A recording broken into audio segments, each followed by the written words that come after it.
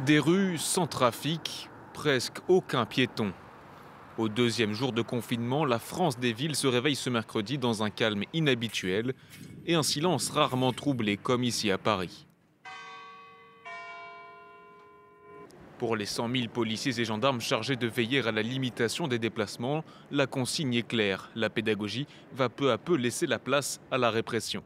Jusqu'à 135 € d'amende en cas de sortie non justifiée. En première ligne face au coronavirus, les hôpitaux ne sont pas suffisamment équipés selon certains médecins. C'est très inquiétant, on est en manque de masques. Il y a des hôpitaux où il n'y en a plus. Moi, j'ai des témoignages d'infirmières à qui on dit vous ne changez pas votre masque. Il y en a à qui on dit vous enlevez les masques et voilà, c'est épouvantable, quoi. Donc on est en rupture de stock sur ces trucs-là. Dans la région Grand Est, les hôpitaux sont saturés, alors que le nombre de patients atteints et de décès liés au virus augmente de jour en jour.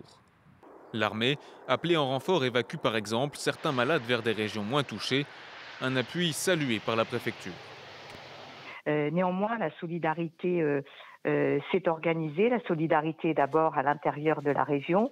Je tiens à saluer vraiment la solidarité de l'institution militaire avec ces évacuations sanitaires qui ont démarré vers l'hôpital militaire de Toulon. Et puis bien sûr l'hôpital de campagne qui va s'installer à Mulhouse. La France va consacrer 2 milliards d'euros à la lutte sanitaire contre le Covid-19. Les autorités annoncent également une évaluation des mesures prises jusqu'à présent d'ici une douzaine de jours. Et en Belgique